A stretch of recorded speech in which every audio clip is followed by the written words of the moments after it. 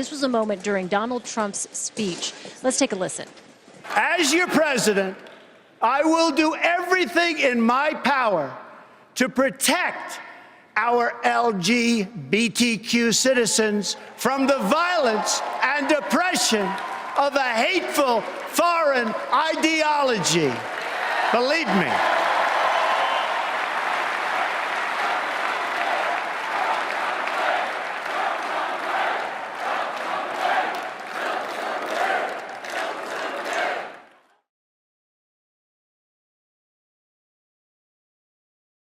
Hello, my name is Free, and I'm the Art and Activism intern of the LGBT Resource Center. So my name's Jody Lim. I'm a second year here at UCSD. I work at the LGBT Resource Center. I have a very long title. It's Bayard Rustin Intern for Education and Activism, which is a very long way of saying that I make programs here. My name is Jasmine Aguilar, and I identify as queer. To be honest, it was like very unreal, because I was watching the election live together with my friends. It was kind of like,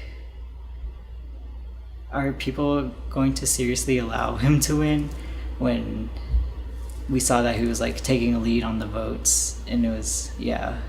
And then after he was elected, it was kind of that feeling like, oh, maybe he'll get impeached soon. So maybe we don't have anything to worry about. Like, still trying to be hopeful as the days gone by, and then suddenly he took office. And then Trump is just like this sort of monster that I sort of, this caricature and this like ridiculous joke that you sort of hope wouldn't be whoever was Democratic was facing up against. And just sort of, I feel like everybody was sort of, I feel like you'll hear this a lot, but everybody was sort of like, there's no way that Trump will become presidential candidate. So I guess the short of it is that I definitely think it would happen, and I feel like, and that it was a very, very big possibility that I was dreading, whereas I feel like the people around me sort of felt like it was a real possibility, and the people who didn't have to sort of be confronted with their own, I guess, like minority or like lack of privilege or, day-to-day oppression, they were absolutely shocked.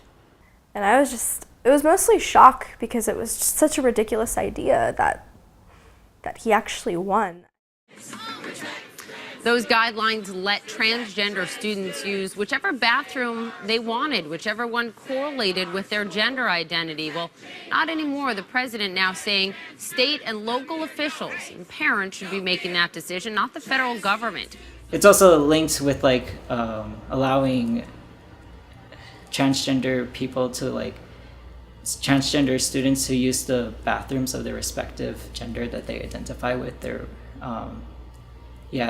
it was just like more enforcing that they're not going to protect that anymore. Yeah, so I think definitely Trump's presidency is going to be a big Control-Z onto a lot of the things that Obama has done as administration, which is honestly very mortifying and just like filled with disrespect, and just there's a lot that Trump can do just because he's Trump and because all of these sort of circumstances and the environment has sort of allowed him to take over and encourage this behavior.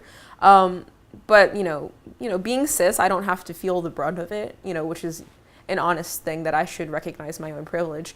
But it really, it does mortify me that, my non-binary and trans, brothers and sisters and siblings have to sort of go through this. And I just like honestly wish there was something more that I could do about it, other than just work in the center and just make sure that we have a list of, bathrooms that people can go through and not have to question their entire being.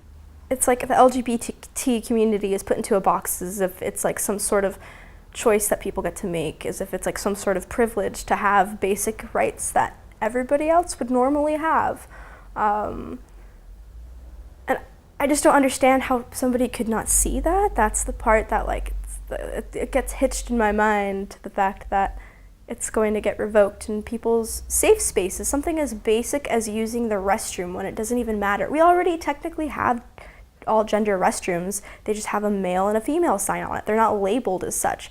So what I can't understand is what would be the difference in just having that phrasing for people to say all gender restrooms. And you have kids in states, especially. I think I empathize with people that aren't in California, because here it's pretty liberal. Like, I think we're privileged to live in California under Trump's like presidency, you know, throughout this time, because we don't really have to see that as much, and it's mostly like in other states. So I can only imagine, like, I think about the kids who really don't have the power to, like, you know, people who are younger than 18 still living in like houses with parents and families that don't support them and don't have like a safe space to go to.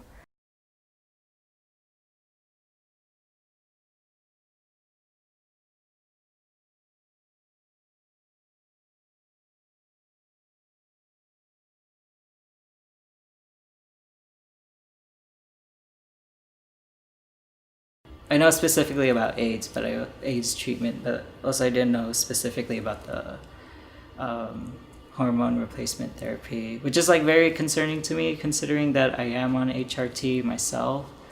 But yeah, that's usually, I don't know, as someone who's not like well versed, but is kind of like affected by these things, it's really weird with like all this like government action that's like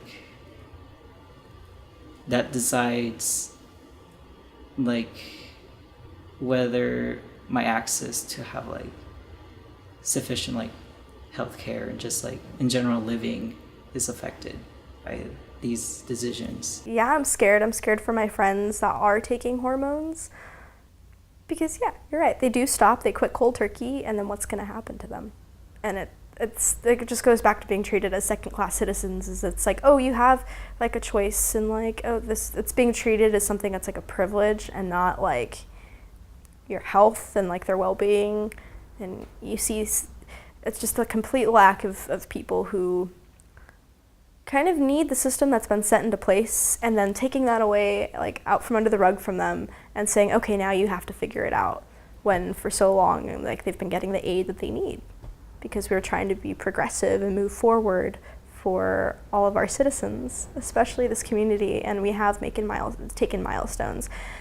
Yeah, you're right. I don't think he can touch marriage. That's kind of like already set into place. How much further can he really take it? I think it's going to be nitpicky things like Medicaid, and like it's going to affect us not necessarily directly, but you can't really say that when it's affecting people like that are trans, and it is going to affect them on their daily lives. So what does that mean for people? Where does that leave people? Especially when you see like pharmaceutical companies that like up the prices for things that people actually need. And so you see that like come into play too, where things that were accessible on a more public level now are going to become privatized, and people are going to have to pay more because it's more for profit, as opposed to like us all pitching in to help each other out. As an individual, I feel like I can't really affect anything. And I think a lot of people, well, I should like speak for myself, that I just kind of want to like wait it out. Like endure the 4 years until it's over, and possibly when the next president takes over, maybe they improve the conditions or not. So I would, implore people to find community as best as they can, and not to give up hope.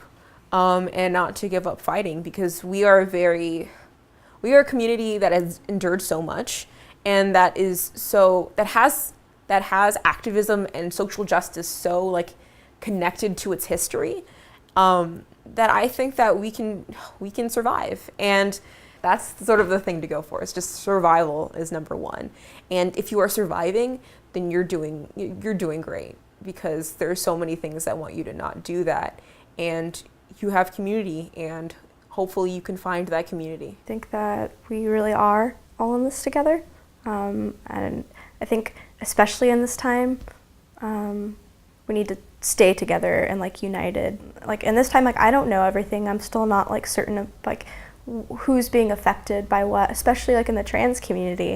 And I feel like that's an area that I don't even know much about. So I think like now it's just kind of like staying open to each other. And listening, and like I know I would like to be educated more on things that are going on, and to like be open to have that dialogue with each other. I still think that there's, a power and importance to protest and to rallying. And I think these are the things that show discontent, and they show that we don't agree with Trump. That's how, like if we talk about other countries, we're like, yeah, the country hates its leader. That's a statement that you can't say unless we make our voices heard, and we have protests. And even though we might not immediately feel their effects, like they have such an impact on culture, and they have such an impact on solidarity and community, that I think they are vital and important. I think the hardest part is getting enough people and enough consistency. So it's like when people organize these events for protests, I think the more often we have them, the better. And just keeping it peaceful. Like, we can protest without getting crazy and rioting.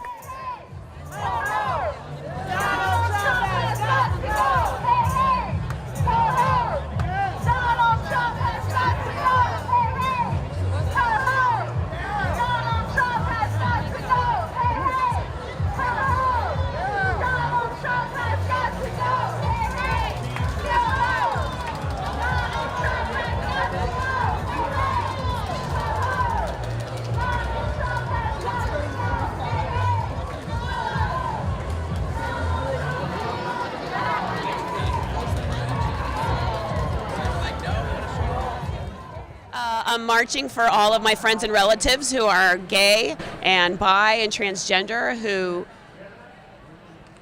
always need us to remember that it's less of a struggle than it was when we were kids and no one was allowed to come out, but it's still a struggle, and we still have to keep fighting every single day.